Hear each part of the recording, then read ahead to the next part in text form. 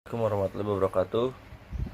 Perkenalkan, nama saya Muhammad Zidan Munir dengan NIM 2071650078. Di sini saya akan membacakan rangkuman buku dari Sueroso S.H. Bab 1. Pengertian tentang pengantar ilmu hukum.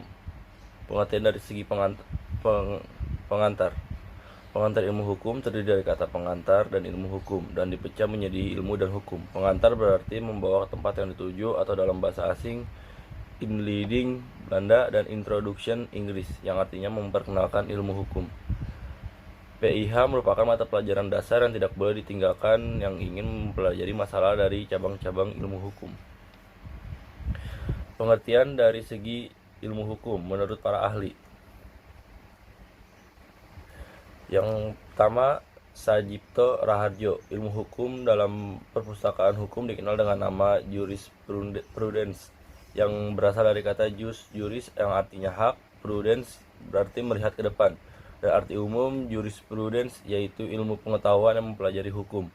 Yang kedua, Purnadi Purbacaraka dan Suejono Suekanto dalam buku Perihal Kaidah Hukum menyebutkan bahwa ilmu hukum mencakup ilmu tentang kaidah atau Normwissenschaft, yaitu ilmu yang menelaah hukum sebagai kaidah atau sistem kaidah dengan dogmatik hukum, sistematik hukum. Ilmu pengertian yakni ilmu tentang pengertian pokok dalam hukum seperti subjek hukum dan kewajiban, peristiwa hukum, hubungan hukum, dan objek hukum. Ilmu tentang kenyataan yang menyoroti hukum sebagai perikelakuan sikap tindak antara lain mencakup sosiologi hukum, antropologi hukum, psikologi hukum, perbandingan hukum, dan sejarah hukum. Yang ketiga, Cross memberikan pengertian ilmu hukum berarti segala pengetahuan hukum yang mempelajari hukum dengan segala bentuk dan manifestasinya. Sajipto Raharjo. Selanjutnya, cabang-cabang ilmu hukum yang termasuk ilmu hukum. Yang pertama, Jovan Apeldoorn. Bagian hukum terdiri sosiologi hukum, sejarah hukum, perbandingan hukum. Yang kedua, W.L.J. Lemaitre. Bagian dari hukum terdiri atas ilmu hukum positif, sosiologi hukum, perbandingan hukum, dan sejarah hukum. Yang ketiga, Profesor Leon Hak SH berpendapat ilmu hukum terdiri atas ilmu hukum positif, sosiologi hukum, sejarah hukum, perbandingan hukum, ilmu hukum dogmatik atau ilmu hukum sintetis. Pendapat para ahli. Yang pertama, Dr. Sojono Dirjosisworo SH mengatakan kerap kali oleh dunia studi hukum dinamakan ensiklopedia hukum, yang merupakan pengantar introduction untuk ilmu pengetahuan hukum. Ilmu ini berusaha menjelaskan tentang keadaan ini, maksud dari tujuan dari bagian penting hukum serta penilaian antara bagian-bagian tersebut dengan ilmu pengetahuan hukum. Yang kedua, Profesor Dr. Ahmad Sanusi SH mengatakan termasuk dalam mata pelajaran dasar basis berfak. Karena sebagai mata kuliah dasar, itulah maka bukan merupakan suatu mata pelajaran latihan berpraktik, sehingga jarang sekali diperlukan di dalam praktik. Dalam jabatan-jabatan negeri maupun swasta, harus dikuasai oleh mereka yang ingin mempelajari cabang-cabang ilmu hukum, maka dari itu tidak boleh dianggap kecil nilainya. juga diajarkan pada fakultas selain hukum dengan tujuan untuk mengkualifikasi mata pelajaran pembuka ke arah pengetahuan hukum pada tingkat persiapan memang sudah menjadi tradisi walau usia relatif muda. Bab yang kedua, sejarah singkat pengantar ilmu hukum. Istilah pengantar ilmu hukum tidak tercipta begitu saja, tetapi mempunyai sejarah sendiri. Berasal dari terjemahan Belanda Leading to Beroepswetenschap. Istilah ini dipakai pada tahun 1920, yaitu dimasukkan dalam Hoger Onderwijswet atau UU di perguruan tinggi di negeri Belanda. Inleiding to the Rechtswetenschap ini adalah sebagai pengganti Encyclopedia der Rechtswetenschap, yaitu suatu istilah yang semula dipergunakan di negara Belanda. Sebagai istilah itu sendiri merupakan terjemahan dari Einführung in die Rechtswissenschaft. Istilah ini digunakan di Jerman pada akhir abad 19 dan di permulaan abad ke-20. Di Indonesia sendiri, Inleiding to the Rechtswissenschaft telah dikenal sejak tahun 1924 dengan didirikannya Red Hawk School, sekolah tinggi hukum di Batavia, Jakarta, di mana dimasukkan dan di kurikulumnya. Yang kelima, sedangkan istilah pengantar ilmu hukum dipergunakan untuk pertama kalinya di perguruan tinggi atau Universitas Gadjah Mada, berdiri pada tanggal 3 Maret 1946, tetapi sebenarnya jauh itu tepatnya pada tahun 1942 istilah ilmu hukum sudah dipelajari berbagai terjemahan dari In Leading to the Rechtswissenschaft dan sampai sekarang dijadikan mata kuliah dasar di setiap perguruan tinggi di seluruh Indonesia. Bab ketiga, peran dan fungsi pengantar ilmu hukum. Peran dan fungsi PIH. 1. Memberikan introduksi atau memperkenalkan segala masalah yang berhubungan dengan hukum. 2. Berusaha menjelaskan tentang keadaan inti, maksud, dan tujuan dari bagian-bagian penting daripada hukum, serta bertalian antara berbagai bagian tersebut dengan ilmu pengetahuan hukum. 3. Memperkenalkan ilmu hukum, yaitu pengetahuan yang mempelajari dari segala seluk-beluk daripada hukum dan segala bentuk manifestnya. 4. Merupakan dasar dalam rangka studi hukum. Tanpa memahami pengantar ilmu hukum secara tuntas dan seksama, tidak akan dapat diperoleh pengertian yang baik tentang berbagai cabang ilmu hukum. Dengan demikian, sudah tepatlah apabila pengantar ilmu hukum juga dinamakan Tafiz Lirfaq atau mata kuliah dasar daripada pelajaran hukum. 5. Mengkualifikasi mata pelajaran, pendahuluan, pembukaan ke arah ilmu pengetahuan hukum pada tingkat persiapan. Berikutnya, bukti-bukti penting peran dan fungsi pengantar ilmu hukum.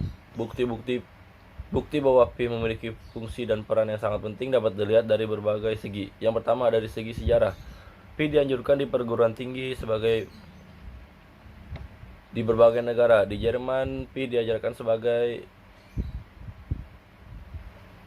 Onderwijswet, Undang-Undang Perguruan Tinggi. Di negara Belanda pada tahun 1920 memasukkan PI di perguruan tinggi hukum dengan istilah Inleiding tot der Rechtswetenschap sebagai pengganti dari Encyclopedia der Rechtswetenschap. Di Indonesia, Inleiding tot der Rechtswetenschap dijadikan kurikulum oleh Red Hawk School, sekolah tinggi hukum yang didirikan di Batavia, Jakarta pada tahun 1924. Pada waktu Universitas Gadjah Mada berdiri pada 3 Maret 1946, untuk pertama kalinya dipergunakan istilah pengantar ilmu hukum, yang merupakan terjemahan dari In Leading to the Rechtswetenschap, dan sampai sekarang dijadikan mata kuliah dasar di semua perguruan tinggi. Yang keempat, adanya surat keputusan Menteri Pendidikan dan Kebudayaan tanggal 30 Desember 1973 nomor 0198 1973 yang intinya menyebutkan bahwa di tingkat permulaan Fakultas Hukum Negeri maupun swasta, mata kuliah pengantar ilmu hukum ini harus dicantumkan dalam kurikulum sebagai satu-satunya mata kuliah yang langsung berhubungan dengan hukum. Menurut keputusan Kolpetis, pengantar ilmu hukum merupakan mata kuliah ujian negara.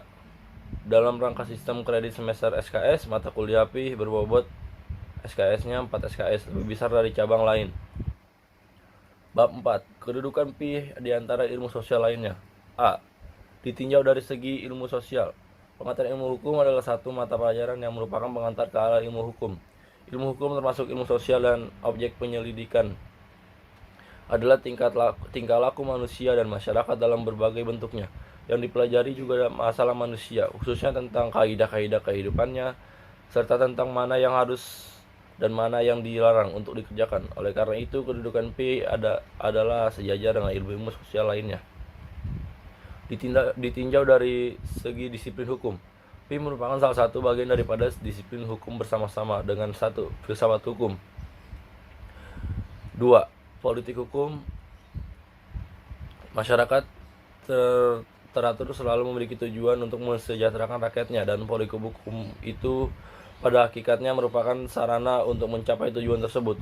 Oleh karenanya, hukum berusaha menilai tujuan itu, termasuk bidang politik hukum. Bab 5. Metode pendekatan dalam mempelajari pengantar ilmu hukum.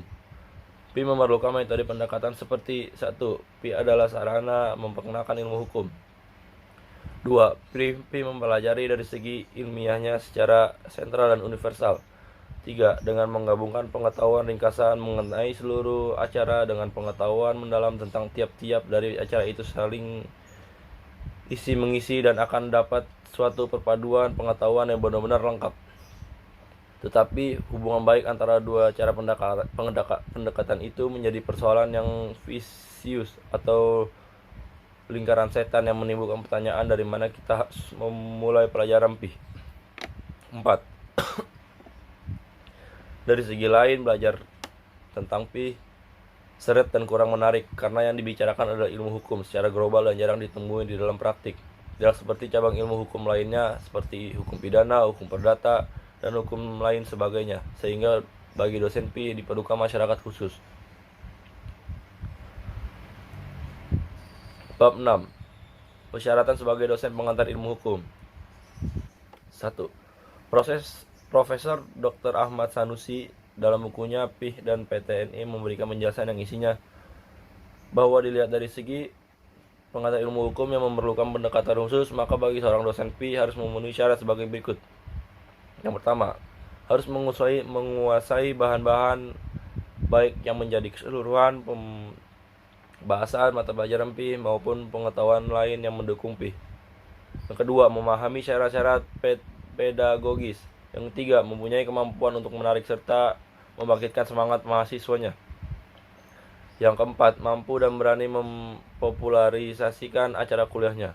Yang kelima, memberi petunjuk kepada manusia agar para mahasiswa selanjutnya dapat belajar menurut caranya sendiri.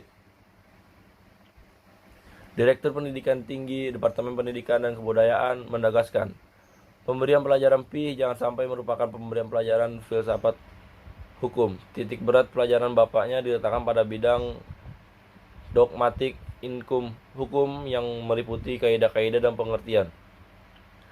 Untuk memperluas pandangan mahasiswa, seyogianya diperkenalkan pula disiplin hukum selain ilmu hukum, seperti politik hukum dan filsafat hukum. Bab 7. Hakikat daripada pengantar ilmu hukum. Dari uraian singkat dapat dikatakan bahwa pengantar ilmu hukum merupakan suatu mata pelajaran yang menjadi pengantar dan penunjuk jalan bagi siapapun yang ingin mempelajari ilmu hukum, yang ternyata sangat luas ruang lingkupnya. Mereka tidak akan mungkin memahami dengan baik mengenai berbagai cabang ilmu hukum tanpa menguasai mata pelajaran pengantar ilmu hukum terlebih dahulu. 2. Sebagai suatu mata pelajaran, PI memberikan dan menanamkan pengertian dasar mengenai arti, permasalahan, dan persoalan di bidang hukum, sehingga ia menjadi mata pelajaran utama yang harus dikuasai oleh mereka yang ingin mendalami ilmu hukum. Yang ketiga, PI memberikan gambaran dan dasar yang jelas mengenai sandi-sandi utama hukum itu sendiri. Berbeda dengan cabang ilmu hukum lainnya, maka PI mempunyai cara pendekatan yang khusus, ialah memberikan pandangan tentang hukum secara umum. Yang 4, karena PIH merupakan mata pelajaran dasar, maka dari mereka yang ingin mempelajari ilmu hukum harus menguasai mata pelajaran PIH terlebih dahulu. Tanpa penguasaan PIH, mereka akan kesulitan mendapatkan pengertian tentang ilmu hukum lainnya. Bab ke-8. Ruang lingkup pembahasan oleh pengantar ilmu hukum. Dari judul pengantar ilmu hukum terlihat bahwa yang menjadi objek PI adalah ilmu hukum. Apa itu ilmu hukum? 2. Ruang lingkup batasan. A. Ilmu hukum sebagai objek ilmu hukum. Sebagai objek ilmu hukum, memandang hukum dalam bentuk dan segala manifestnya di sini harus tentang segala pertanyaan-pertanyaan yang bersangkut dengan hukum. Apa misalnya? Yang pertama, apa itu hukum? Yang kedua, apa tujuan hukum itu? Yang ketiga, bagaimana hukum itu terbentuk? Yang keempat, apakah sumber-sumbernya? Yang kelima, bagaimanakah sistem dan klarifikasinya? Yang keenam, dan sebagainya. Ilmu hukum sebagai norma hukum. A. Hukum sebagai kaidah hukum. B. Kaidah hukum dan kaidah lainnya. C. Ilmu hukum sebagai ilmu pengetahuan. A. Subjek hukum. B. Objek hukum. C. Peristiwa hukum. D. Perbuatan hukum. E. Hubungan hukum. F. Akibat hukum. Dan G. Masyarakat hukum. Ilmu hukum sebagai ilmu kenyataan. A. Antropologi hukum. B. Sosiologi hukum. C. Sejarah hukum. D. Psikologi hukum. E. Perbandingan hukum. Bagian 2.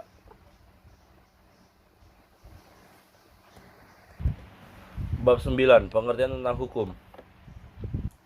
Pengertian hukum dari segi etimologi. 1. Hukum berasal dari bahasa Arab dan merupakan bentuk tunggal kata jamak al-kas yang kemudian dalam bahasa Indonesia menjadi hukum. Di dalamnya terkandung pengertian bertalian erat dengan pengertian yang dapat melakukan paksaan. 2. Res. Res berasal dari bahasa Latin rectum yang artinya bimbingan, tuntutan atau perintah. Bertahan dengan rectum dikenal kata rex, yaitu orang yang pekerjaannya memberikan bimbingan atau memerintah. Rex juga dapat diartikan raja yang mempunyai regimen yang berarti kerajaan. Kata rectum dapat juga dihubungkan dengan kata directum yang artinya orang yang mempunyai pekerjaan, membimbing atau mengarahkan. Kata-kata direktur atau rektor mempunyai arti yang sama. Kata rex selalu didukung oleh kewibawaan, mempunyai hubungan erat dengan ketaatan sehingga orang yang mempunyai kewibawaan akan ditaati orang lain. Dari kata rex timbul juga istilah gerechtigkeit. Ini adalah bahasa Belanda atau Gerechtigkeit dalam bahasa Jerman yang berarti keadilan.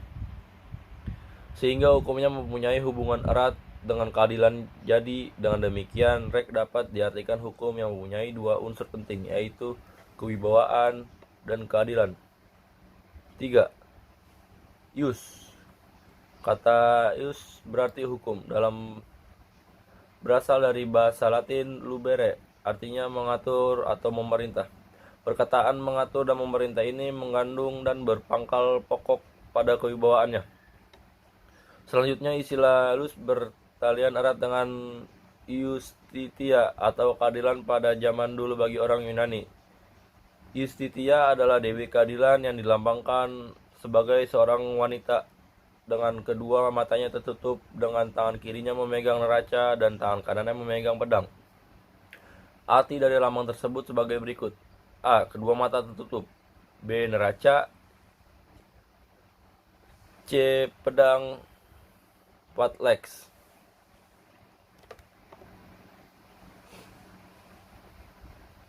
Yang pertama ada kedua mata tertutup. Berarti bahwa di dalam mencari keadilan tidak boleh membeda-bedakan terhadap perilaku. Apakah kaya, miskin, punya kedudukan tinggi atau rendah.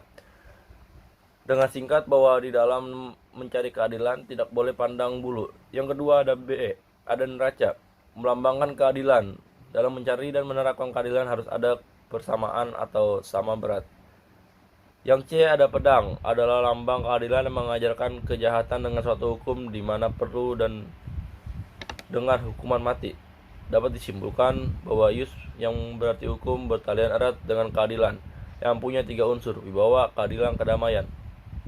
Yang 4 lex berasal dari bahasa Latin dari kata leserse yang artinya mengumpulkan, ialah mengumpulkan orang-orang untuk diberi perintah. Jadi di sini terkandung pula adanya hukum ialah wibawa dan atau otoritas, sehingga kata lex yang berarti hukum sangat erat hubungannya dengan perintah dan wibawa berdasarkan uraian, maka dapat disimpulkan pengertian hukum itu bertalian erat dengan keadilan, pengertian hukum itu bertalian dengan kewibawaan, pengertian itu bertalian erat dengan ketaatan atau orde yang selanjutnya menimbulkan kedamaian. Pengertian hukum itu bertalian erat dengan peraturan dalam arti peraturan yang berisi norma. B. Definisi hukum oleh berbagai pakar. Yang pertama, Profesor Dr. P. Bors. Menurut Bors, hukum ialah keseluruhan peraturan bagi kelakuan dan perbuatan manusia di dalam masyarakat, yang pelaksanaannya dapat dipaksakan dan bertujuan mendapatkan tata atau keadilan. Dari definisi dapat dijalankan sebagai berikut.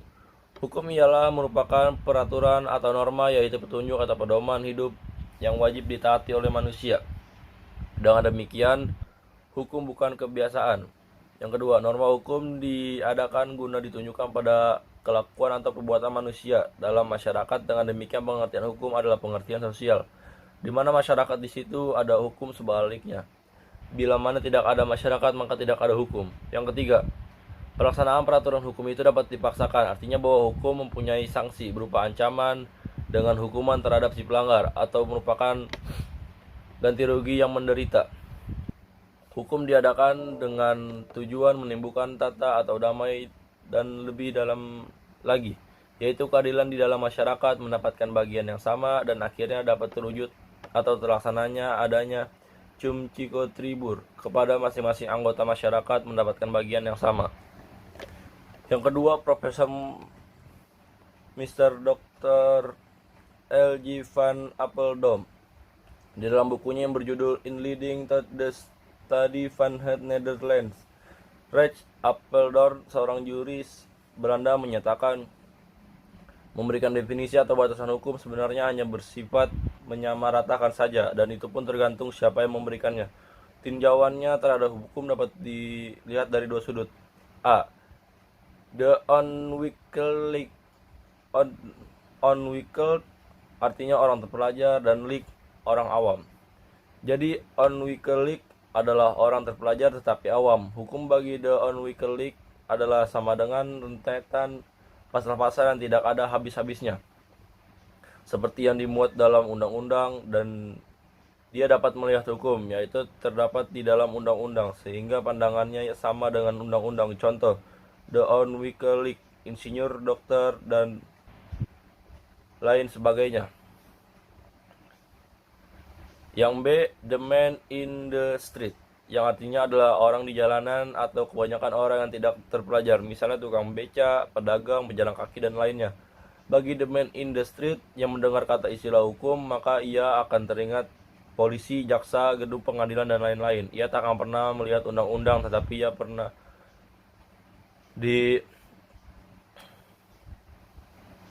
ditentangkan pengadilan dan teringat pada suatu perkara. Hukum itu konkret dan penyebab kehidupan manusia sehari-hari.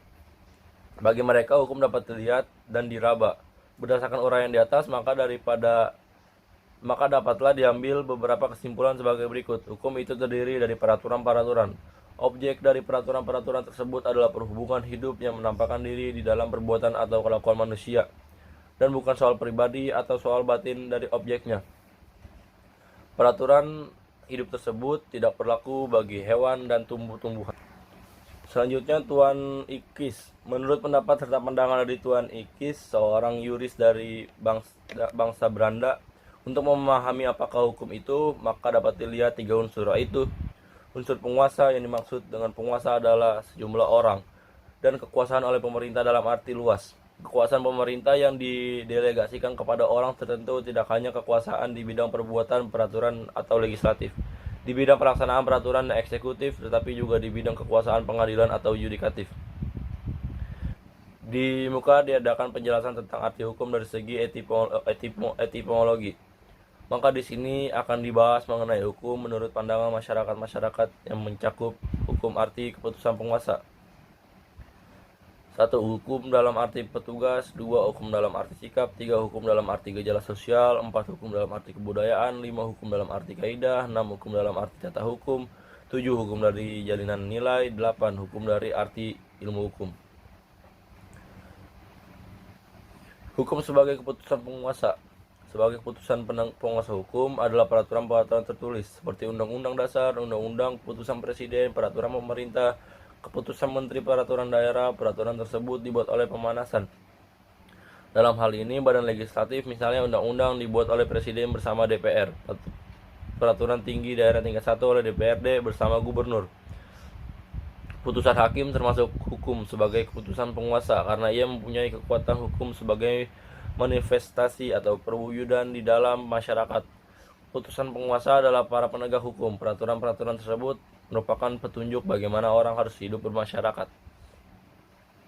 Hukum dalam arti petugas. Di sini yang asas hukumnya adalah para petugas penegak hukum. Mereka terutama orang awam. Dalam istilahnya Apeldoorn, man in the street, melihat para petugas polisi, jaksa, hakim sebagai hukum. Karena dalam kenyataannya para petugas penegak hukum tersebut yang memang menghukum orang yang menangani. Di sini hukum terlibat sebagai polisi dan berpatroli. jaksa yang berseragam dan hakim dengan toganya yang mengadili perkara. Hukum dalam arti sikap tindak. Sejak lahir sampai meninggal, hukum dalam pengalamannya di antara manusia yang lain dalam kehidupan masyarakat itu manusia saling membutuhkan satu dengan lainnya. Kebutuhan dapat sama, dapat lain, bahkan kadang-kadang berlawanan atau bertentangan dengan kepentingan. Hukum dalam arti gejala sosial. Filosofi Yunani Aristoteles menyatakan bahwa manusia adalah zoom politikon. Ialah manusia makhluk yang hidup bermasyarakat. Sejak lahir sampai meninggal, manusia hidup dalam pergaulannya. Di antara manusia yang lain, ketentuan tersebut merupakan petunjuk hidup yang merupakan hukum yang berkembang bersama-sama. Masyarakat atau dengan lain perkataan hukum berarti sosial. Selanjutnya hukum dalam arti kaidah. Sebagai kaidah, norma hukum itu dapat dirumuskan sebagai berikut. Petunjuk-petunjuk ini menentukan sikap anggota masyarakat yang satu terhadap anggota masyarakat yang lain. Petunjuk ini wajib dan harus ditaati agar dapat ditaati, maka hukum norma sebagai pedoman. Selanjutnya hukum dalam arti disiplin. Suatu disiplin ada informasi mengenai penyakit atau gejala-gejala yang muncul. Dalam hal ini, hukum dalam arti disiplin melihat hukum sebagai berikut. Sebagai bukti yang ada di tengah-tengah masyarakat. Disiplin hukum termasuk ilmu hukum, politik hukum, dan filsafat hukum. Yakni ilmu hukum, ada ilmu yang berusaha menelaah hukum dalam segala bentuk manifestasinya. Selanjutnya politik hukum, ilmu hukum yang mempelajari hukum atau untuk mencapai tujuan hukum yang dicita-citakan oleh masyarakat tertentu.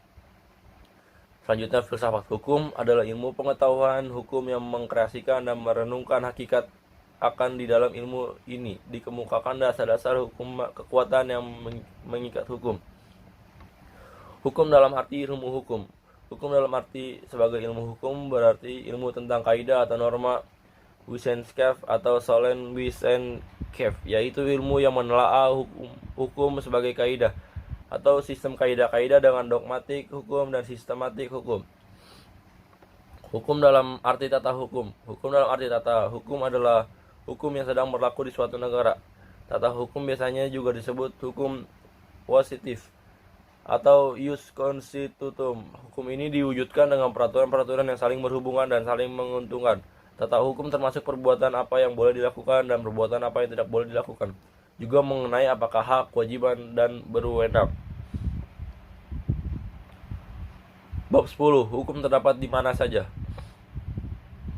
1. Hukum terdapat di seluruh Indonesia.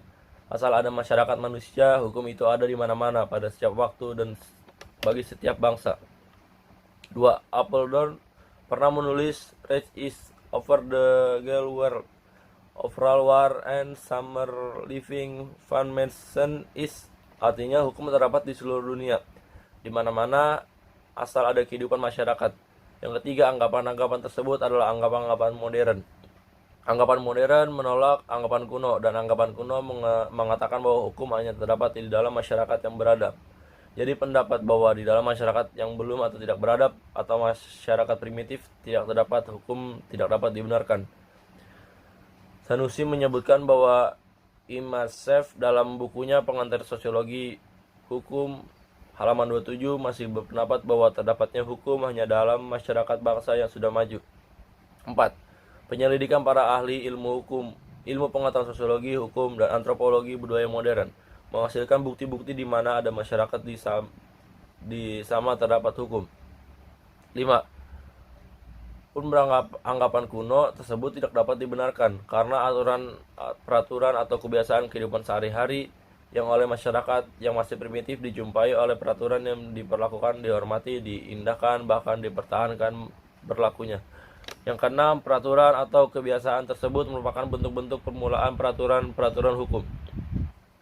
Antropologi budaya menginsafkan kita bahwa hukum itu adalah suatu kaidah biasa seperti kesusilaan, moral, dan agama. Hanya perbedaannya dengan kaidah-kaidah lainnya, bahwa norma hukum menjadi norma yang terutama, dipertahankan oleh suatu pemerintahan negara. Sanusi menyebutkan dalam hukum Pi atau PTIH sebagai berikut.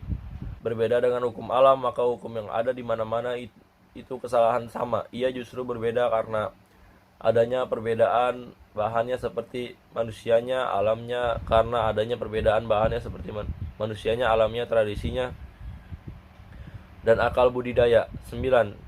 Tapi bagi manusia, kaidah-kaidah hukum itu salah satu peraturan. Ia mengenal dan menaati juga kaidah-kaidah agama, kesusilaan, adat, kebiasaan yang sama-sama penting. Hanya orang yang tidak percaya kepada Tuhanlah yang tidak menganggap pentingnya ajaran-ajaran agama bagi manusia. 10. Apolodor memberi uraian yang panjang lebar dan cukup jelas tentang hubungan dan perbedaan-perbedaan terdapat pada berbagai jenis kaidah itu. Sejauh-jauhnya dapat diartikan perbedaan-perbedaan tersebut bertahap soal tekanan atau titik berat. 11. Apabila mengenai isi kaidah-kaidah itu terdapat perbedaan, maka hendaknya hal tersebut bukan dipandang sebagai yang umum atau akan tetapi sebagai keistimewaan. 12. Kaidah-kaidah itu terdapat hubungan dan dalam isinya ada pengaruh timbal balik. Sesuai dengan pendapat atau aliran mazhab sejarah falsafi ini bahwa hukum suatu bangsa 16 pada suatu masa tidak dapat ditentukan dari faktor agama, susila, adat istiadat, ekonomi, dan kebudayaan lainnya. Pengaruh pandangan-pandangan agama dan kesusilaan terhadap hukum, pembantuan langsung di dalam masyarakat akan atau melalui bidang masing-masing, undang-undang atau melalui pengadilan. Contohnya, kamu tidak akan membunuh atau berzina, kata kaidah Islam. Kaidah hukum terdapat KUH pidana pasal 338 dan seterusnya, 362 dan seterusnya, 184 dan seterusnya. 14. Tentang pengaruh tersebut telah dinyatakan antara lain oleh René David, George Ripert. 15. Adanya pengaruh timbal balik terdapat juga kebiasaan hukum dapat berhubungan oleh karena sesuatu yang telah DSA adalah memang dikehendaki pelaksanaannya, sedangkan apa yang dikehendaki itu adalah disandarkan pada kesadaran, dalam hal ini kesadaran hukum. Pernah orang mengira bahwa kebiasaan tidak diperlukan lagi tata tertib hukum karena peraturan-peraturan hukum katanya dengan lengkap dapat dibuat secara tertulis dalam kitab atau undang-undang. Dugaan yang demikian ternyata meleset adanya. Di samping itu, Surojo Wijodipuro SH menulis dalam bukunya Pengantar Ilmu Hukum halaman 3 dan seterusnya sebagai berikut, bahwasanya di dalam kehidupan masyarakat purba dan yang masih primitif sudah terdapat peraturan-peraturan hidup. Di dalam masyarakat primitif juga terdapat hukum. Mereka menyatakan bahwa di dalam masyarakat ini pun sudah terdapat peraturan-peraturan semacam peraturan hukum. Yang ke-17, sejarah juga menunjukkan bahwa pada kerajaan-kerajaan Sriwijaya, Majapahit, Daha, dan lain sebagainya pun telah terdapat peraturan-peraturan hidup yang mengatur tata tertib kehidupan masyarakat kerajaan yang bermasalah. Bahkan terdapat pula peraturan perundang-undangan yang mengatur hubungan-hubungan dengan negara asing. Akhirnya dari uraian di atas dapat diabaikan bahwa hukum ada di mana saja. Bab 11. Peran dan fungsi hukum. A. Peranan hukum dalam masyarakat. Seperti kita ketahui, selama ada masyarakat, baik itu masyarakat kecil maupun besar, selalu diikuti oleh hukum. Hukum terdapat di mana saja di seluruh dunia selama ada manusia bermasyarakat. Banyak bentuk hukum itu yang berbeda-beda tergantung pada tingkat peradabannya. Menurut Aristoteles, manusia adalah zoonpolitikon, yang artinya makhluk sosial atau makhluk bermasyarakat. Oleh karena itu, tiap anggota masyarakat mempunyai hubungan yang menimbulkan hak kewajiban antara satu dengan yang lain. Setiap anggota masyarakat tertentu mempunyai hubungan kepentingan di setiap kepentingan berbeda-beda yang membuat kericuhan dan saling berlawanan. Disinilah hukum mempunyai peranan yang penting agar masyarakat dapat hidup aman, tentram, damai, adil, dan makmur. Keadaan hidup manusia atau masyarakat masa kini, sadar atau tidak manusia sebagai anggota masyarakat selalu melakukan perbuatan hukum dan hubungan hukum. Semua hubungan dan pergaulan sehari-hari pasti berhubungan dengan hukum atau mempunyai peran yang penting atas manusia bermasyarakat. Contohnya, 1. Dengan keluarga, anak bersikap hormat dengan segan pada bapak dan ibunya tanpa sadar melaksanakan pasal 298 UU Hukum Perdata. Yang kedua, dalam pekerjaan, hubungan kerja. Orang bekerja dalam satu instansi menandatangani kerja adalah sesuai dengan peraturan yang berlaku KUH Perdata bab 7A pasal 1601 sampai 1601C.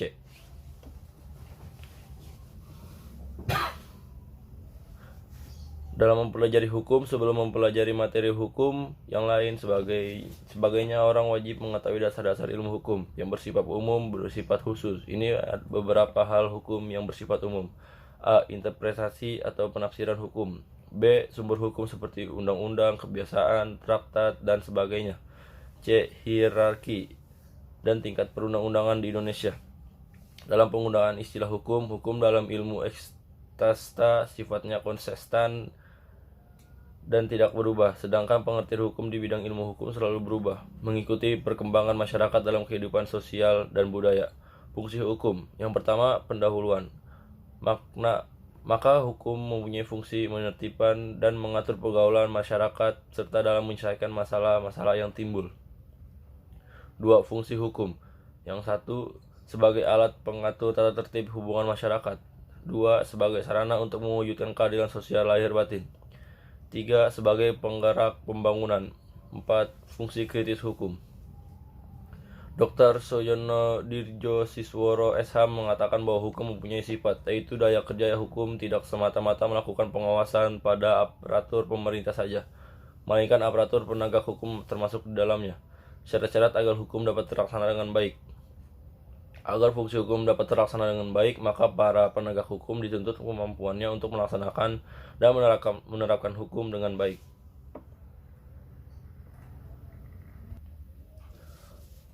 Bab 12. Tujuan hukum. Pendahuluan. Tujuan hukum itu kedamaian, keadilan, kefaedahan, kepastian hukum, dan sebagainya. Semuanya ini menunjukkan bahwa hukum itu merupakan gejala masyarakat. B. Pendapat berbagai ahli. Yang pertama ada Profesor Mr. Dr. Apeldoorn. Dalam bukunya, Apeldoorn menyatakan bahwa tujuan hukum adalah mengatur tata tertib dalam bermasyarakat secara damai dan adil.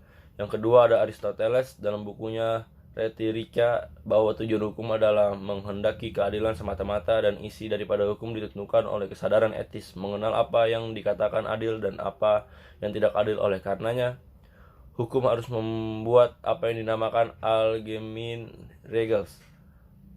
Peraturan ini diperlakukan oleh masyarakat teratur demi kepentingan kepastian hukum, meskipun pada suatu waktu dapat menimbulkan ketidakadilan. Yang ketiga ada Profesor Mr. G. Van Kan. Ia berpendapat bahwa hukum bertujuan menjaga kepentingan tiap-tiap manusia. Kepentingan-kepentingan itu tidak dapat diganggu, tetapi perkara harus diselesaikan melalui proses pengadilan berdasarkan hukum yang berlaku. C.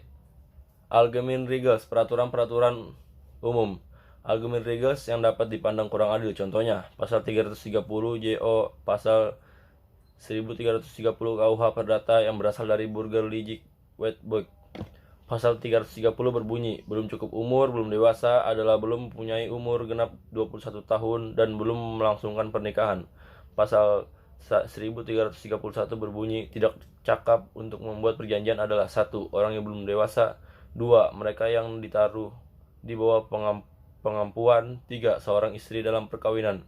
Apabila pasal 330 dihubungkan dengan pasal 1330 KUH Perdata, maka orang yang belum berumur 21 tahun tidak dapat membuat perjanjian, atau perjanjian itu dicatat dan dapat dituntut pembatalan. Sebaiknya jika perjanjian dibuat oleh orang di atas 21 tahun dianggap sah, namun pasal 1330 KUH Perdata dianggap sudah tidak berlaku lagi oleh MK. B. Pasal 34 KUH Perdata yang berbunyi, seorang wanita tidak diperbolehkan kawin lagi selain setelah waktu 300 hari semenjak perkawinan terakhir dibubarkan. Maksud dari pasal 34 ialah untuk mencegah keraguan-raguan mengenai anak. Karena pasal 34 KUH Perdata merupakan ketentuan umum yang menghendaki kepastian hukum, maka kantor catatan sipil pengadilan tidak akan memberikan dispensasi untuk melangsungkan pernikahan lagi karena perceraian.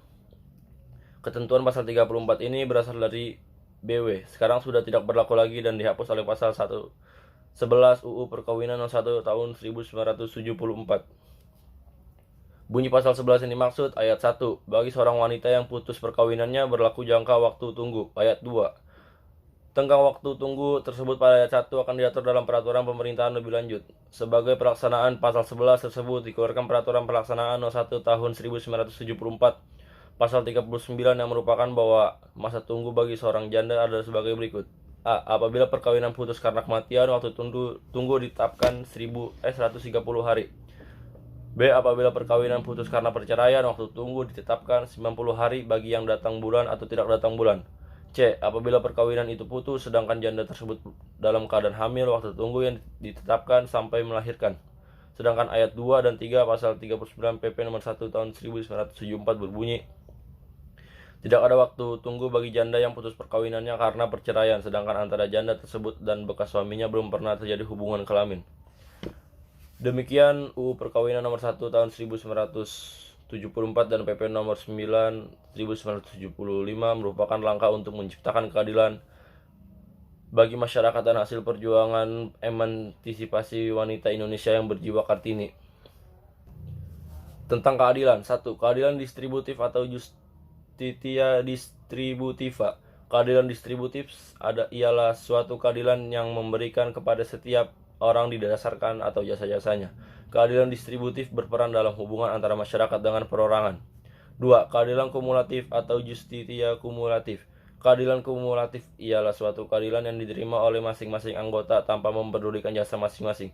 Keadilan kumulatif berperan pada tukar-menukar antara barang yang ditukar hendaknya sama banyaknya atau nilainya. Bab 13. Hukum ditaati orang. Ketaatan pada hukum menurut Utrecht, orang menaati hukum karena bermacam-macam sebab, salah satunya karena adanya paksaan sosial. Orang merasa malu atau khawatir dituduh sebagai orang yang asosial apabila melanggar suatu hukum. Ilmu hukum timbul dua pengertian yang penting sekali, ialah kekuasaan adalah pengertian politik dan kekuatan adalah paksaan dari suatu badan yang lebih tinggi kepada seseorang.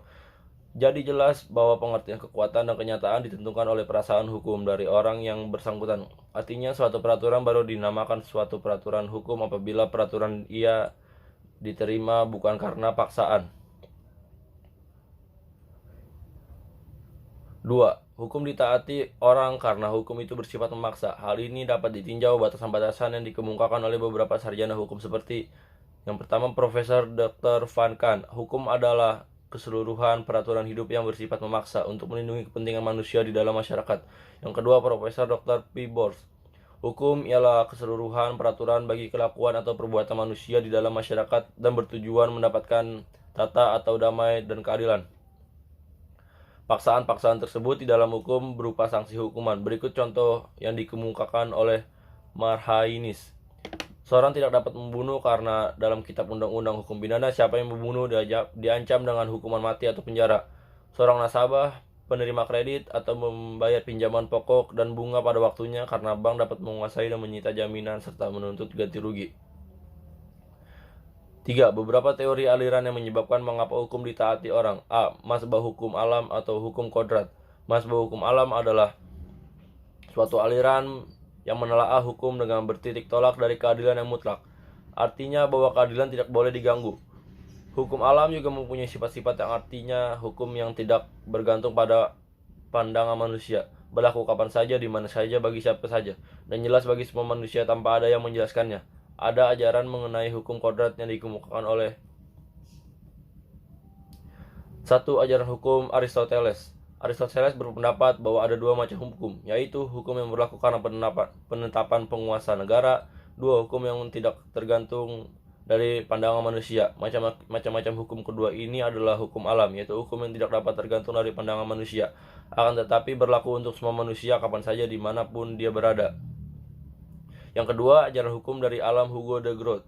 Hukum kodrat adalah pembawaan dari setiap manusia dan merupakan hasil pertimbangan dari akal manusia itu sendiri. Jadi Hugo de Groot berpendapat bahwa isi hukum akan bersumber dari akal manusia.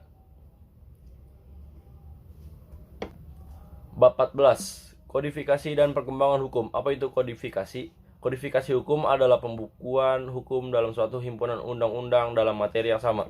Tujuan kodifikasi hukum adalah agar didapati suatu Rechtseenheid dan suatu Rechtszakerheid yang dianggap sebagai suatu kodifikasi nasional. Yang pertama adalah kode Civil Prancis atau kode Napoleon. Dinamakan kode Napoleon karena Napoleonilah yang memerintahkan dan mengundangkan undang-undang Prancis sebagai undang-undang nasional permulaan abad 18. Sebelum adanya undang-undang nasional tersebut, Prancis tidak ada kesatuan hukum dan kepastian hukum karena di negara Prancis yang dipergunakan hukum adalah van berlaku dan untuk daerahnya masing-masing. B. Mengapa tumbuh kodifikasi hukum? Untuk mengatasi tidak adanya kepastian hukum dan kesatuan hukum di negara Prancis, maka Napoleon memerintahkan kepada Portalis agar disusun undang-undang nasional yang berlaku untuk seluruh negara Prancis. Setelah disetujui rancangan undang-undang tersebut yang terdiri dari 2000 pasal disahkan dan diundang-undangkan sebagai undang-undang nasional Prancis yang berlaku untuk di seluruh negara Prancis. Sejak itu Prancis terdapat adanya kesatuan hukum dan dipastikan hukum.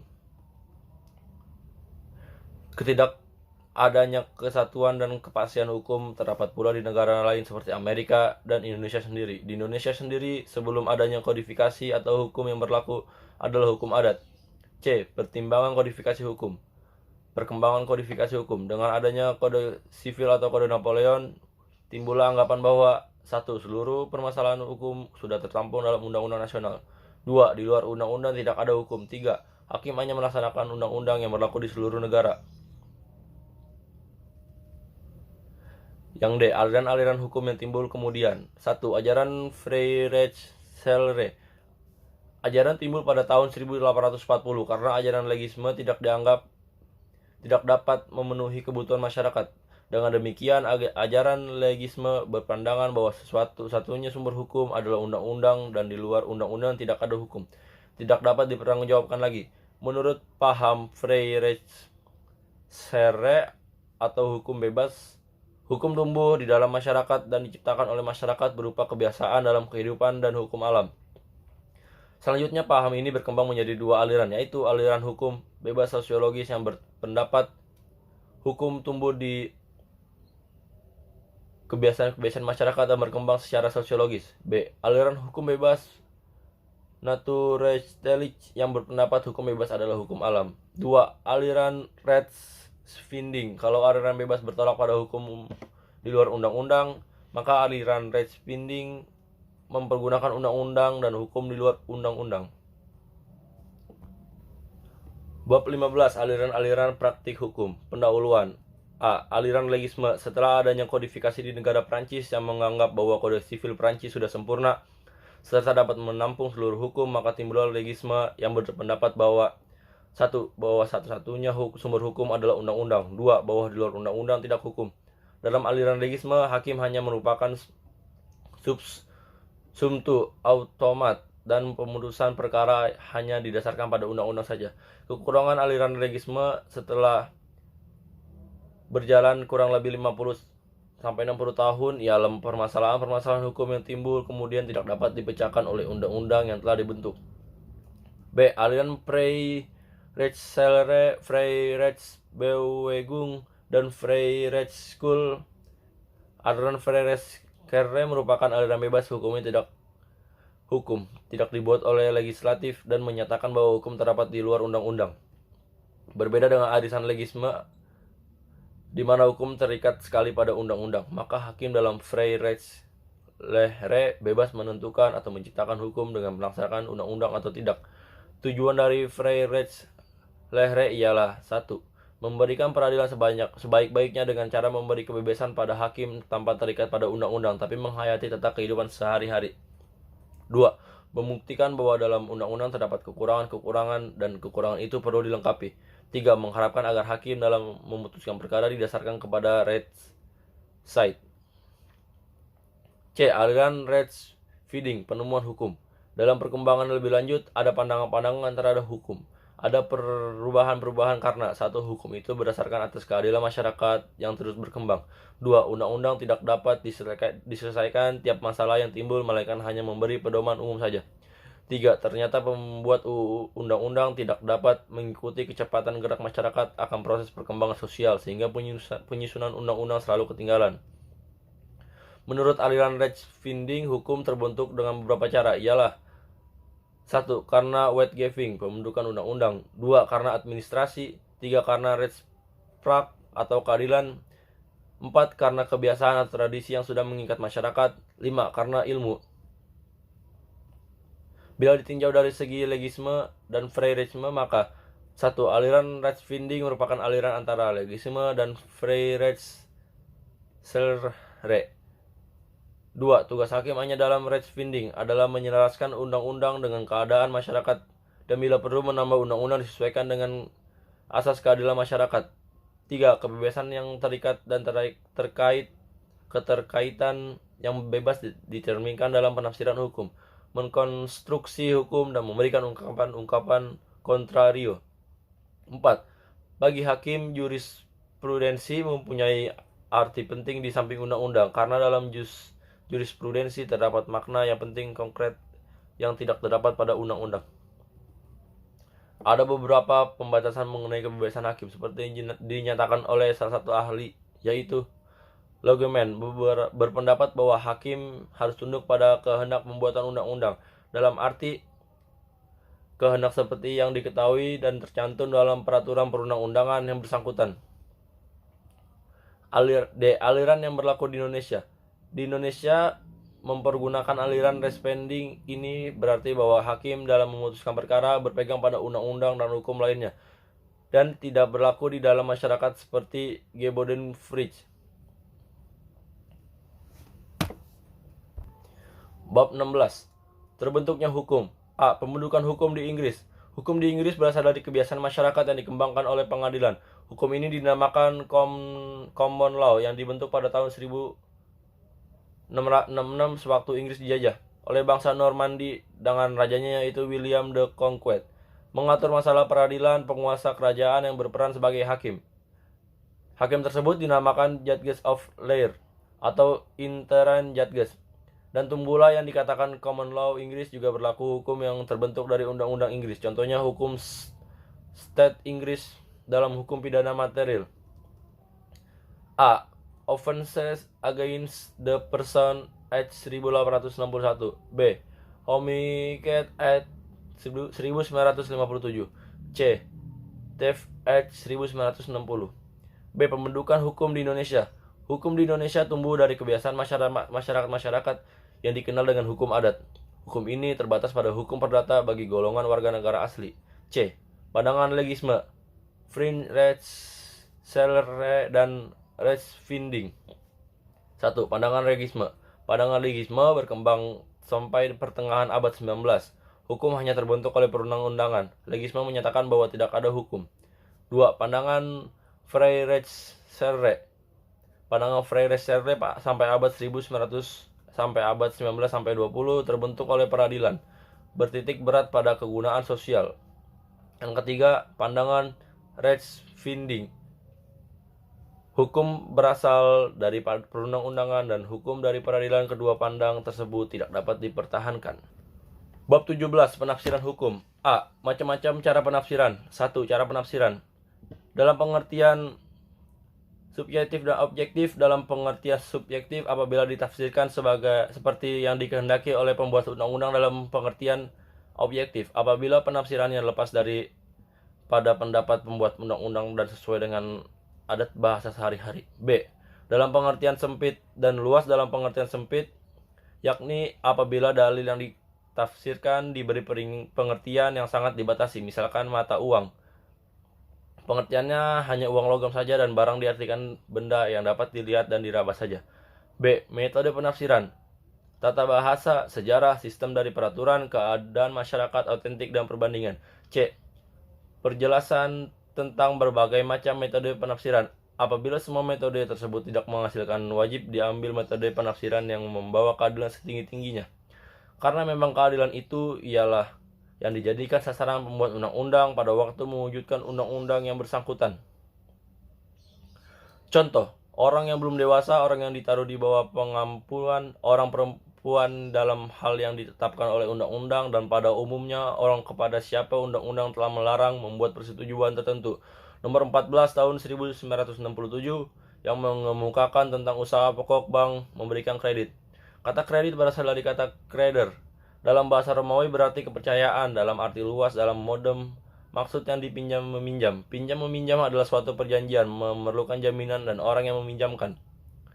Ini mengharapkan keuntungan berupa bunga. Hal ini diatur dalam buku 2 tentang perikatan bab Bab 8 tentang perjanjian pinjam meminjam, mengganti yang maksudnya pinjam meminjam barang-barang yang bersifatnya habis dipakai. Bab 18, pengertian kekosongan hukum. Pembuat hukum undang-undang selalu ketinggalan dengan kejadian-kejadian sosial yang timbul kemudian di dalam masyarakat. Maka hakim sering menambah undang-undang itu. Jika hakim menambah peraturan perundang-undangan, berarti bahwa hakim mengisi kekosongan dalam sistem hukum formil dari data hukum yang berlaku. Pengisian ruang kosong dalam undang-undang oleh hakim baru dapat diterima dalam bagian kedua abad 19. Oleh karenanya dalam hukum yang ketinggalan itu terdapat banyak kekosongan di dalam sistem hukum yang terpaksa harus diisi oleh hakim. Asalkan pengisian atau penambahan itu tidak membawa perubahan prinsip pada sistem buku yang berlaku. Bahwa hukum merupakan sistem terbuka tersebut dapat dimengerti karena hukumnya sifatnya. Dari pengertian pasal 1546 KUH Perdata, itu kalau dua orang melakukan perjanjian jual beli yang diatur dalam pasal 1451 sampai pasal 1540 KUH Perdata dapat dipergunakan dalam perjanjian itu. Ketentuan tentang kedudukan seorang yang di bawah pengampunan diambil pula pada ketentuan mengenai perwalian, seperti yang ditegaskan oleh pasal 452 ayat 3 KUH Perdata. Dari pengertian mengenai masalah pengampunan menggunakan undang-undang secara analogi dan dari ketentuan kedudukan perwalian, kedudukan dan tugas seorang kurator sama dengan tugas seorang wali, sedangkan kedudukan seorang kurandus sama seperti seorang anak yang belum cukup umur. Menggunakan undang-undang secara analogi terdapat pada pasal 1576 ayat 1 KUH Perdata tentang pengertian dan quote kop break Ehrenhur dan quote. Maksudnya dengan dijual barang yang di dalam perjanjian sewa-menyewa, maka perjanjian sewa-menyewa itu tidak gugur. Dengan demikian, kedua-duanya salah. Sama-sama saling memberi ganti rugi sehingga terjadi suatu kompensasi. Sebuah delman melewati persimpangan jalan dengan rel kereta api. De argumen a contrario.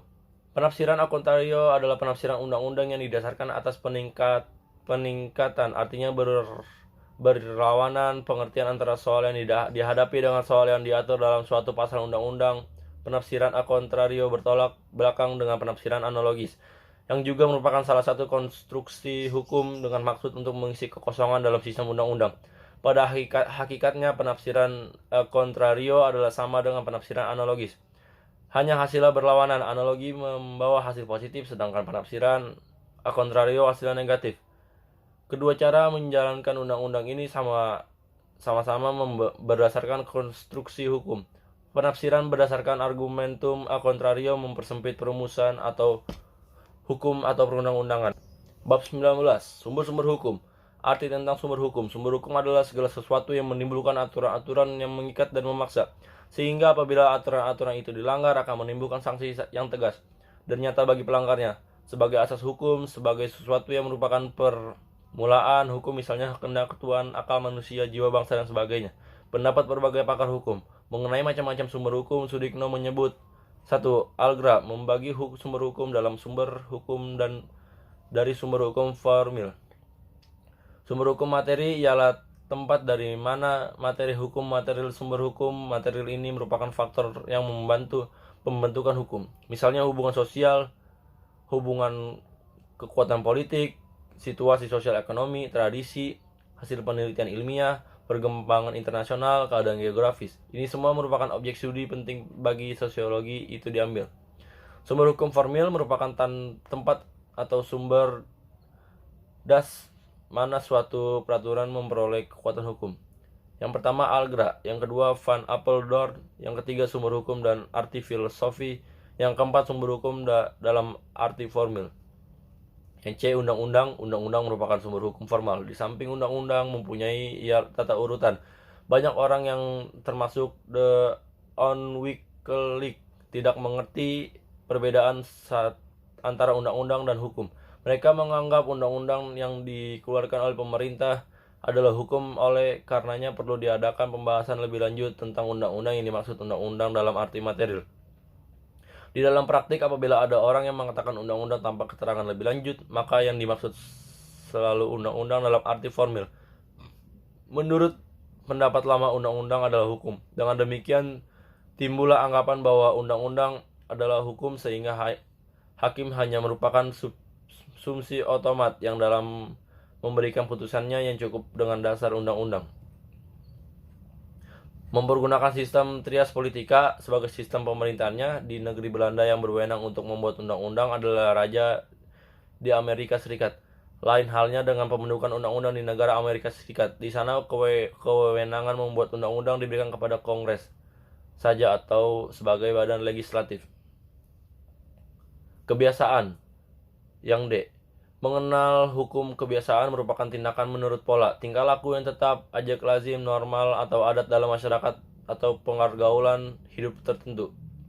Pergaulan hidup ini merupakan lingkungan yang sempit seperti desa, tetapi juga luas, yakni meliputi masyarakat negara yang berdaulat. Perilaku yang diulang ini mempunyai kekuatan normatif, mempunyai kekuatan mengikat. Perlu diingat bahwa ada kebiasaan yang dilakukan bukan karena keyakinan atau kesadaran, tetapi karena ikut-ikut belaka, karena orang lain atau nenek moyang melakukan tanpa adanya keyakinan bahwa itu patut dilakukan. Yang menjadi tingkah laku ini, kebiasaan atau adat adalah kepatutan dan bukan unsur terulang atau ajaknya tingkah laku. Setiap daerah, setiap golongan mempunyai kebiasaannya sendiri-sendiri yang berbeda satu sama lain. Bab 20. Penggolongan dan klasifikasi hukum. Dari segi praktis, supaya lebih mudah dapat menemukan dan menerapkan hukum yang ada, para anggota badan-badan kenegaraan, demikian juga para fungsionaris hukum seperti para hakim dan para pejabat administrasi untuk membuat alasan-alasan hukum dalam menerapkan hukum dan mempertahankan orang-orang lain dalam kedudukannya sebagai perorangan atau sebagai kuasa dan pembela yang berkepentingan, baik dalam memperoleh suatu hak merupakan maupun dalam mempertahankan langsung kepada para pihak di muka fungsionaris hukum dengan sumber yang berlaku serta bentuk-bentuk dari sumber-sumber itu. Hukum antara negara, hukum kebiasaan, dan hukum adat, hukum jurisprudensi, hukum ilmu, hukum revolusi, hukum tertulis meliputi hukum undang-undang, hukum perjanjian antara negara dan sebagai kecil hukum adat. Hukum tak tertulis meliputi 1. Hukum kebiasaan sebagian besar, 2. Hukum adat, 3. Hukum jurisprudensi, 4. Hukum ilmu, 5. Hukum revolusi. Bagian 4. Ilmu hukum sebagai ilmu pengertian. Bab 22. Subjek hukum pendahuluan. Pembawa hak yaitu sesuatu yang mempunyai hak dan kewajiban disebut subjek hukum. Manusia sebagai pembawa hak mempunyai hak-hak dan kewajiban-kewajiban untuk melakukan tindakan hukum. Ia dapat mengadakan persetujuan, menikah, membuat wasiat, dan sebagainya. Berbeda pengertian. A. Apakah subjek hukum itu? Subjek hukum adalah sesuatu yang menurut hukum berhak atau berwenang untuk melakukan perbuatan hukum, atau siapa yang mempunyai hak dan cakap untuk bertindak dalam hukum. Subjek hukum adalah suatu pendukung hak yang menurut hukum berwenang atau berkuasa bertindak menjadi pendukung hak. Subjek hukum adalah segala sesuatu yang menurut hak mempunyai hak dan kewajiban. Jadi siapa yang menjadi subjek hukum? Pada dasarnya yang dapat menjadi subjek hukum adalah manusia atau orang atau person. Ada 2 pengertian orang atau person sebagai subjek hukum. A. Naturally. Person adalah mens person yang disebut atau manusia, orang pribadi. Rights person adalah yang berbentuk dalam badan hukum yang dapat dibagi dalam public rights person yang sifatnya ada unsur kepentingan umum seperti negara, daerah, TKI, TK2 desa, dan 2 private rights person atau badan hukum privat yang mempunyai sifat atau adanya unsur kepentingan individual. B. Manusia sebagai subjek hukum. Menurut hukum yang berlaku di setiap manusia mempunyai hak dan kewajiban, dan hak dan kewajiban itu dilindungi oleh hukum. Misalnya adanya larangan mengenai perampasan atau pendukung tersebut mengakibatkan berjikledut. UUDS 1950 ayat 2 berbunyi, tidak suatu hak pun mengakibatkan kematian, perdata, atau kehilangan semua hak kewarganegaraannya. UUDS 1950 menyatakan bahwa perbudakan orang atau perdagangan budak dan penghambatan budak dilarang. Pasal 10 UUDS tersebut berbunyi, tidak seorang pun boleh diperbudak, diberlakukan atau diperhamba. Perbudakan, perdagangan budak, dan perhambaan dan segala perbuatan berupa apapun yang tujuannya sama dilarang. A. Menurut Profesor Harji Wijaya SH, orang adalah merupakan pengertian terhadap manusia. Menurut Profesor Enggens, Yang dimaksud dengan orang adalah manusia sebagai rights person. Yang ketiga, Profesor Ko Jae-sing berpendapat bahwa yang dimaksud dengan orang tidak hanya manusia, bisa tetapi juga badan hukum. Manusia dan badan hukum dapat mempunyai hak, dan dalam orang dapat diartikan sebagai subjek hukum. Setiap orang atau pribadi secara asasi merupakan pendukung hak yang berlaku sama bagi seluruh umat manusia. Karena mereka sama-sama merupakan makhluk Tuhan yang Maha Esa. Tiap person adalah subjek hukum dengan tidak memandang agama atau keluarga negaraannya. Pengecualian. Secara real, manusia sebagai subjek hukum berlaku sejak lahir sampai meninggalnya, sehingga dapat dikatakan bahwa selama ini manusia hidup. Ia merupakan manusia pribadi, namun demikian pengecualian. Memang ada atau wewenang hukum ialah anak dalam kandungan. Meskipun ia belum lahir, dianggap telah lahir apabila kepentingan si anak menghendaki, dan dianggap tidak pernah ada apabila anak meninggal pada saat dilahirkan atau sebelumnya. Pasal yang mengatur hal ini adalah pasal 2 KUH Perdata yang berbunyi, Hetkier wat het ene Frau Zwanger is wordt als reeds geboren aanmerkt zo dikwijls deszelf belang zoekt voor des. Dat terwijl komende wordt het gets nooit de hebben bestaan. Artinya, anak yang ada dalam kandungan seorang perempuan, dia dianggap sebagai telah dilahirkan. Bila mana juga kepentingan si anak menghendaki mati sewaktu dilahirkan, dianggap ia tidak pernah ada. Di samping wewenang untuk dapat melakukan perbuatan hukum, orang harus cakap melakukan hukum.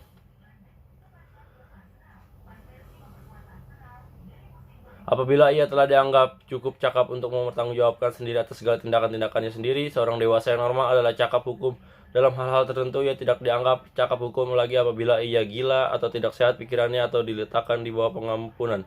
Orang yang belum dewasa dan orang yang tidak lagi dianggap cakap hukum dalam perbuatan hukum akan diwakili oleh walinya. Dari segi perbuatan hukum, yang cakap melakukan perbuatan hukum menurut pasal 7 Undang-Undang Perkawinan yang tidak cakap melakukan perbuatan hukum. Bab 23. Objek hukum. Benda. Zak sebagai objek hukum. Objek hukum adalah segala sesuatu yang berguna bagi subjek hukum dan yang dapat menjadi pokok permasalahan dan kepentingan bagi para subjek hukum. Oleh karenanya dapat dikuasai oleh subjek hukum. Pengetahuan tentang benda atau zak terdapat secara luas pada buku 2 KUH Perdata tentang hukum kebendaan atau Zakenrecht yang berasal dari hukum barat, yang mengatur secara umum dan luas tentang benda yang terdiri dari benda berwujud dan benda bergerak dan benda tetap dan benda tak berwujud. Undang-undang ini mengatur tentang tanah. Undang ini sebagai perubahan dan pengganti peraturan yang terdapat pada buku 2 KUH Perdata kecuali menghipotek hak-hak atas tanah menurut hukum barat dalam KUH Perdata dikonversi menjadi hak atau tanah menurut hukum agraria nasional itu. Undang-Undang Nomor 21 Tahun 1961 sebagai pengganti Reglemen Industrial Eigendom tahun 1912. Jadi undang-undang ini mengatur tentang benda yang bersifat tidak kebendaan, khususnya merek terhadap kapal yang berukuran 20 ke atas dimasukkan sebagai benda tetap, sedangkan yang berukuran 20 mm ke bawah sebagai benda bergerak. Manusia sebagai objek hukum. Dapatkah manusia menjadi objek hukum? Jawabannya dapat. Sepanjang hak dan kewajibannya sebagai subjek hukum dilenyapkan dan dicabut. Dalam keadaan demikian itu, manusia dianggap sebagai benda yang dapat dijual belikan, dapat disewain, disiksa, bahkan dapat disembelih seperti binatang tanpa adanya suatu pembelaan apapun.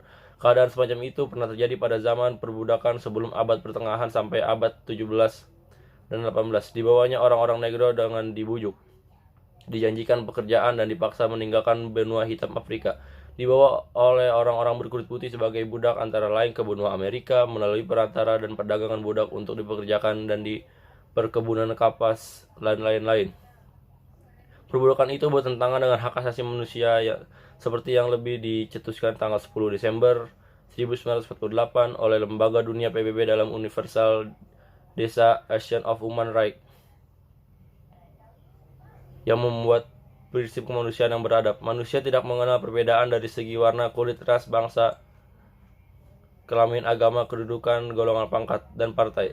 Setiap manusia mempunyai kepribadian yang dijamin oleh hukum sejak ia lahir di muka bumi sampai ia mati dimasukkan ke liang lahat. Selama itu pula hak asasi tidak boleh dilanggar oleh siapapun. Bab 24. Peristiwa hukum pengertian. Peristiwa hukum adalah suatu kejadian biasa dalam hidup sehari-hari yang akibatnya diatur oleh hukum. Perbuatan tingkah laku subjek hukum yang membawa akibat hukum, karena hukum mempunyai kekuatan mengikat bagi subjek hukum atau karena subjek hukum itu terikat oleh kekuatan hukum. Peristiwa di dalam masyarakat yang akibatnya diatur oleh hukum. B. Suatu peristiwa dapat menimbulkan akibat hukum. Tiap perikatan untuk berbuat sesuatu atau tidak berbuat sesuatu apabila tidak dipenuhi kewajiban itu oleh si berutang, maka ia berkewajiban memberi penggantinya biaya, rugi, dan bunga.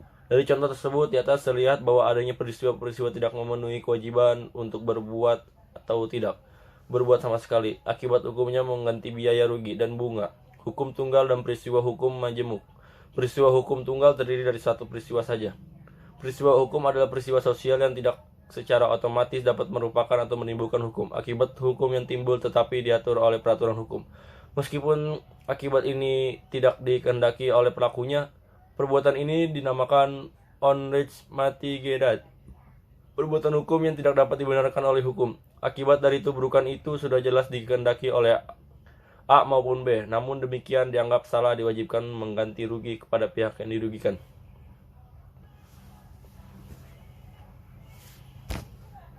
Bab 25. Hubungan hukum. A. Pengertian. Hubungan hukum ialah hubungan antara dua atau lebih subjek hukum. Dalam hubungan hukum ini, hak dan kewajiban pihak yang satu berhadapan dengan hak dan kewajiban pihak yang lain. Kita semua mengetahui bahwa hukum itu mengatur hubungan antara orang-orang yang satu dengan yang lain, antara orang dengan masyarakat, antara masyarakat dengan satu yang lain. Jadi dalam semua hubungan di dalam masyarakat diatur oleh hukum.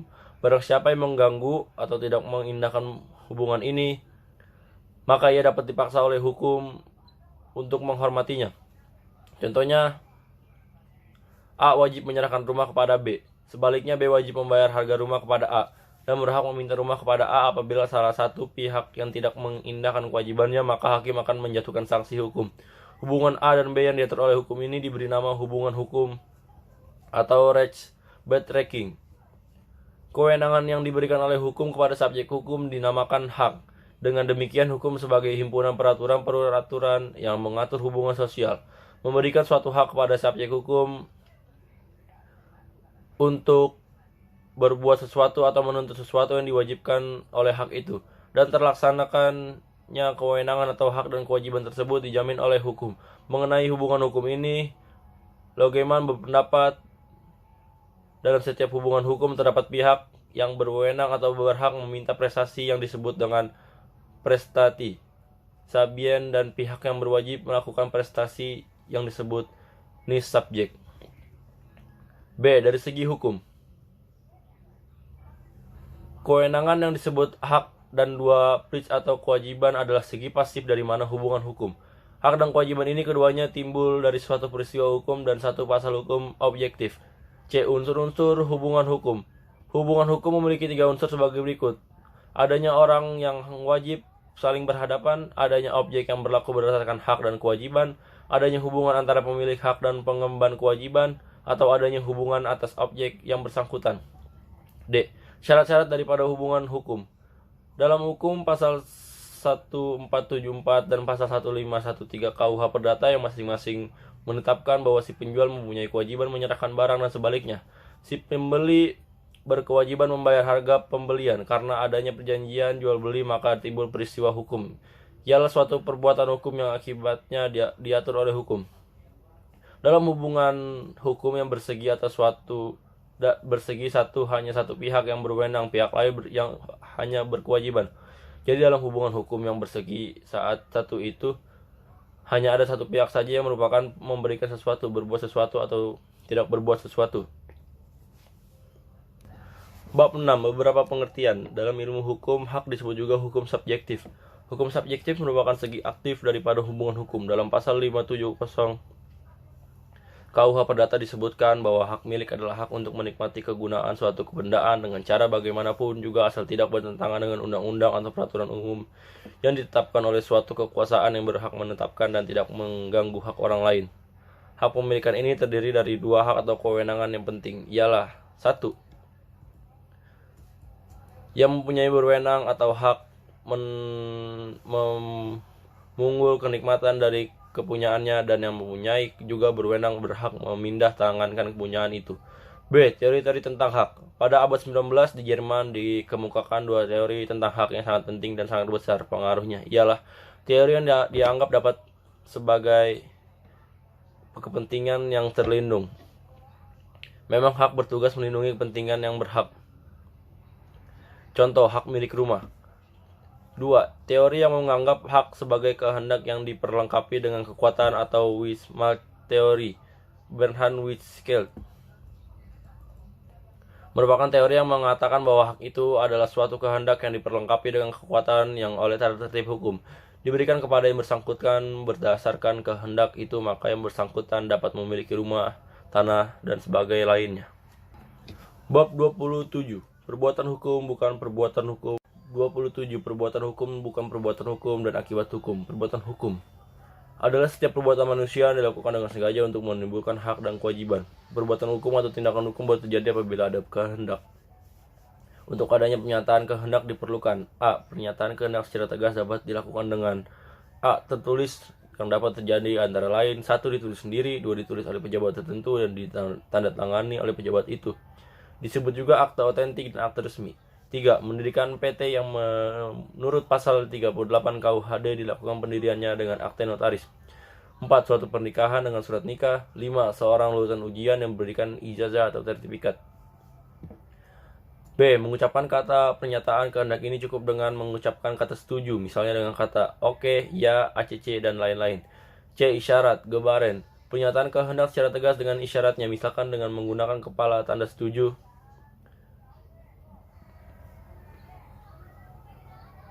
Menggeleng, menyatakan menolak, atau dengan sikap tangan atau bahu, mencibirkan mulut, mengeringkan mata, dan sebagainya. B. Pernyataan kehendak secara diam-diam dapat diketahui dari sikap atau perbuatan, misalnya A. Sikap diam yang ditunjukkan dalam rapat berarti setuju. B. Sikap gadis ditanya.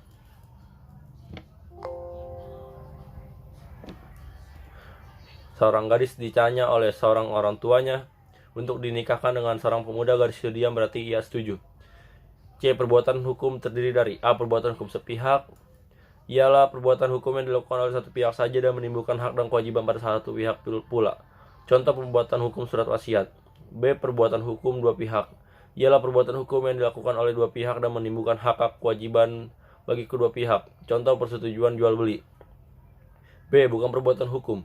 Pernyataan kehendak menjadi suatu batasan untuk melakukan adanya terjadinya perbuatan hukum.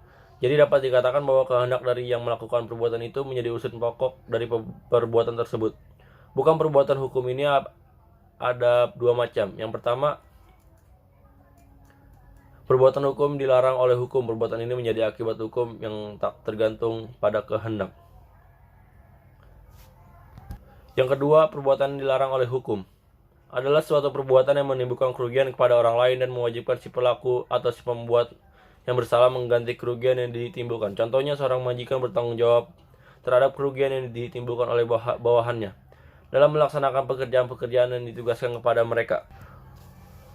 Bab 28. Masyarakat hukum. Pendahuluan. Aristoteles mengatakan bahwa manusia adalah zoon politikon, yaitu bahwa manusia sebagai makhluk sosial yang selalu berusaha untuk hidup berkelompok dan bermasyarakat. A. Batasan masyarakat hukum. Masyarakat hukum adalah sekelompok orang yang hidup dalam suatu wilayah tertentu, di mana di dalam kelompok tersebut berlaku suatu rangkaian peraturan yang menjadi tingkah laku bagi setiap kelompok dalam pergaulan hidup mereka. Peraturan-peraturan itu dibuat oleh kelompok itu sendiri dan berlaku bagi mereka sendiri. Kelompok lain belum tentu mempunyai perilaku atau pedoman tingkah laku yang sama, sehingga timbul perbedaan aturan antara sesama kelompok. B. Pembentukan kelompok. Secara makhluk pribadi, manusia memang mempunyai kehidupan jiwa sendiri, tetapi sebagai sosial, Wesen manusia tidak mungkin memisahkan diri secara keseluruhan dari masyarakat, karena sejak lahir, hidup, dan berkembang serta meninggal dunia, berada di tengah-tengah masyarakat. Masyarakat kecil tersebut lama-kelamaan berkembang menjadi besar seperti masyarakat keluarga dan masyarakat jual berkembang menjadi masyarakat pasar. C. Faktor-faktor yang mendorong untuk bermasyarakat. 1. Kebutuhan biologis seperti masyarakat keluarga dan perkumpulan koperasi konsumsi. Persamaan nasib seperti organisasi pengusaha kecil, koperasi produksi, perkumpulan pengrajin anyam-anyaman, dan serikat buruh. Yang ketiga, persamaan kepentingan seperti organisasi negara dan organisasi pengusaha dalam memasarkan barang produksinya. Yang keempat, persamaan ideologi seperti negara-negara yang nama asas dan dasarnya membentuk federasi partai politik dan organisasi massa. Faktor-faktor tersebut dapat dirangkum menjadi 3 faktor pokok, ialah 1 faktor ekonomis, 2 faktor biologis, 3 faktor keamanan. Menurut hubungan keluarga, bentuk masyarakat hukum dapat dibagi dalam A. Keluarga inti yang anggotanya hanya terdiri atas suami, istri, dan anaknya. B. Keluarga luas yang anggota keluarga lebih luas dari keluarga inti, meliputi orang tua, saudara sekandung atau saudara sepupu, paman, bibi, dan sanak saudara lainnya yang masih ada hubungan darah sama lain. Suku, bangsa, di bangsa.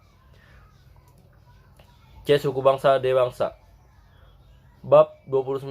Antropologi hukum. Pengertian. Antropologi hukum adalah suatu cabang ilmu pengetahuan yang mempelajari pola-pola sengketa dan penyelesaiannya pada masyarakat-masyarakat sederhana maupun masyarakat yang sedang mengalami proses perkembangan dan pembangunan.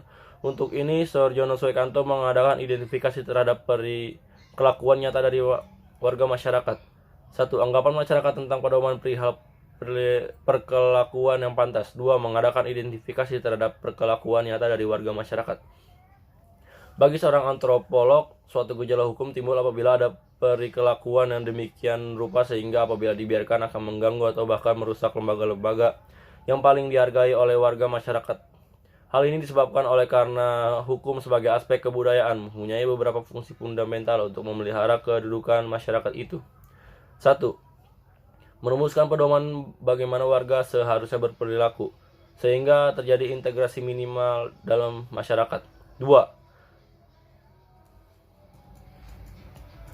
Menetralisirkan kekuatan-kekuatan dalam masyarakat sehingga dapat dimanfaatkan untuk mengadakan ketertiban. 3. Mengatasi persengketaan agar keadaan semula pulih kembali. 4. Merumuskan kembali pedoman-pedoman yang mengatur hubungan antara warga-warga masyarakat dan kelompok-kelompok apabila terjadi perubahan-perubahan. Selanjutnya, antropologi dan hukum. Antropologi hukum merupakan ilmu pengetahuan yang jauh sekali jangkauannya. Ialah yang mengekspresikan kehidupan manusia dalam loyalitasnya, sehingga dari segala segi kehidupan dibicarakan. Oleh karenanya, para antropolog akan menghadapi banyak kesulitan dalam memasalahkan definisi-definisi tentang hukum seperti yang kita kenal dalam ilmu hukum positif. Pada dasarnya, studi antropologi terdapat hukum di dasarnya dan pada premis-premis sebagai berikut. 1. Hukum suatu masyarakat atau sistem hukum yang suatu masyarakat harus diselidiki dalam konteks sistem-sistem politik, ekonomi, dan agamanya, dan juga dalam kerangka struktur sosial dari hubungan-hubungan antara orang dan kelompok. Hukum paling baik dipelajari melalui analisis terhadap prosedur yang berhubungan dengan penyelesaian sengketa atau dalam perspektif yang lebih luas melalui manajemen politik. Bab 30. Sosiologi hukum. A. Pengertian. Sosiologi hukum adalah satu cabang ilmu pengetahuan secara empiris dan analitis tentang hubungan timbal balik antara hukum sebagai gejala sosial dengan gejala-gejala sosial lainnya. Studi hukum bertujuan untuk memberikan penjelasan terhadap praktik-praktik hukum. Tujuan untuk memberikan penjelasan ini memang asing kedengarannya bagi studi hukum tradisional, yaitu bersifat preskriptif yang hanya berkisar pada apa hukumnya dan bagaimana menerapkan hukum secara sosiologis sesuai karakteristik yang ada. Sosiologi hukum senantiasa menguji kesahihan empiris dari suatu peraturan atau pernyataan hukum. Pernyataan yang bersifat khas di sini adalah bagaimana dalam kenyataannya peraturan itu. Perbedaan yang besar antara pendekatan tradisional yang normatif dan pendekatan sosiologis adalah bahwa yang pertama adalah hukum, sedangkan yang kedua senantiasa mengujinya dengan data. Sosiologi hukum tidak dapat melakukan penilaian terhadap hukum. Tingkah laku yang menaati hukum dan yang menyimpang dari hukum sama-sama merupakan objek pengamatan yang setaraf. Pendekatan yang demikian ini sering menimbulkan salah paham, seolah-olah sosiologi hukum ingin membenarkan praktik-praktik menyimpang atau melanggar hukum. Objek sasaran ini di sini adalah badan-badan yang terlihat dalam kegiatan penyelenggaraan hukum, seperti pembuatan undang-undang, pengadilan polisi, advokat, dan sebagainya. Pembuatan undang-undang di sini dilihat sebagai manifestasi dari kelakuan manusia yang oleh karenanya faktor-faktor keadaan identitas yang berperan itu perlu diamati seperti usia para anggota, pendidikan, dan faktor-faktor sosial. Bab 31. Psikologi hukum. Psikologi hukum adalah suatu cabang pengetahuan yang mempelajari hukum sebagai suatu perwujudan dan perkembangan jiwa manusia. Psikologi adalah ilmu pengetahuan tentang perilaku manusia. Maka dalam kaitannya dengan studi hukum, ia akan melihat hukum sebagai salah satu dari pencerminan perilaku manusia. Sebagai contoh, hukum pidana misalnya merupakan bidang hukum yang berkait rapat dengan psikologi, seperti tentang paksaan psikologis, peranan sanksi pidana terhadap kriminalitas, dan sebagainya yang menunjukkan hubungan antara hukum dengan psikologi. Jeremy Frank dalam bukunya Law and the Modern Mind, ia mengupas bahwa apa yang disebutkan sebagai suatu mitos dasar dalam hukum. Frank melihat bahwa hukum itu tidak akan pernah bisa memuaskan keinginan untuk memberikan kepastian. Menurut Frank, masalah ini tentunya tidak akan berakhir pada sesuatu yang nyata, melainkan menginginkan sesuatu yang tidak nyata. Dalam hal ini, ia menarik pelajaran dari karya-karya tentang psikologi anak-anak dari Freud dan Piaget, khususnya yang menyangkut soal ketergantungan kepada sang ayah dari seorang anak dan hasil ketergantungan yang demikian itu pada saat anak tersebut menjadi dewasa berupa kecenderungan kepada pengganti sang ayah. Bab 32. Sejarah hukum. A. Pengertian. Sejarah hukum adalah salah satu bidang studi hukum yang mempelajari perkembangan dan asal-usul sistem hukum dalam suatu masyarakat tertentu dan memperbandingkan antara hukum yang berbeda karena dibatasi perbedaan waktu. Dalam studi sejarah hukum ditekankan mengenai hukum suatu bangsa merupakan suatu ekspresi jiwa yang bersangkutan oleh karenanya senantiasa yang satu berbeda dengan yang lain. Apabila dikatakan bahwa sistem hukum itu tumbuh, maka yang diartikan adalah hubungan yang terus-menerus antar sistem yang sekarang dengan yang lain. Apabila dapat diterima bahwa hukum sekarang berasal dari yang sebelumnya, maka hal itu berarti bahwa hukum yang sekarang dibentuk oleh proses-proses yang bersangkutan langsung pada masa yang lampau. B. Peranan dan fungsi sejarah hukum. Sejarah mempunyai kegunaan. 1. Sejarah hukum dapat memberikan pandangan yang luas bagi kalangan hukum. 2. Hukum sebagai kaidah merupakan patokan dan kelakuan atau sikap tindakan yang sepantasnya. 3. Secara hukum juga berguna dalam praktik hukum. Sejarah hukum sangat penting untuk mengadakan penafsiran secara historikal terhadap peraturan-peraturan tertentu. 4. Dalam bidang pendidikan hukum, sejarah hukum akan sangat membantu untuk penelitian hukum. Sejarah hukum berguna juga terutama untuk mengungkapkan kebenaran dalam kaitannya dengan masa lalu dan masa kini. 5. Sejarah hukum dapat mengungkapkan fungsi dan efektivitas lembaga-lembaga hukum tertentu. Artinya situasi seperti apakah suatu lembaga benar-benar berfungsi atau tidak berfungsi sama sekali. Bab 33. Perbandingan hukum. Pendahuluan. Perbandingan hukum adalah ilmu pengetahuan yang usianya relatif muda. Perbandingan hukum baru berkembang secara nyata pada akhir abad 20. Perbandingan hukum lebih diperlakukan karena dengan perbandingan hukum dapat diketahui jika jiwa serta pandangan hidup bangsa lain termasuk hukumnya. Dengan saling mengetahui hukumnya, sengketa dan kesalahpahaman dapat dihindari. Tujuan perbandingan hukum untuk mengetahui perbedaan dan persamaannya. Tetapi untuk mengetahui sebab dan faktor mempengaruhi persamaan dan perbedaan. 3. Perbedaan hukum memiliki peranan penting di bidang hukum secara nasional ataupun internasional. Pendeknya perbandingan hukum mempunyai perasaan penting dari segala bentuk hukum. 4. Perbandingan hukum juga punya fungsi penting dalam rangka penyempurnaan, pembinaan dan pembentukan hukum nasional. 5. Dengan mendalamnya kita dapat mengetahui hukum secara luas dan mendapatkan pandangan jauh.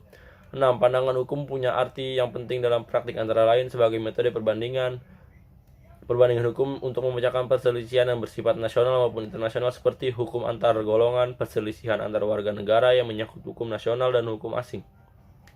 Para penegak seperti polisi, hakim, dan pengacara akan menjalankan tugas perlu peranan perbandingan hukum. Diketahui perbandingan hukum cakupannya luas dan meliputi seluruh bidang. Maka ilmu perbandingan hukum wajib masuk dalam kurikulum Fakultas Hukum. Demikian rangkuman dari saya, kurang lebihnya mohon maaf. Wabillahi taufiq wal hidayah. Wassalamualaikum warahmatullahi wabarakatuh.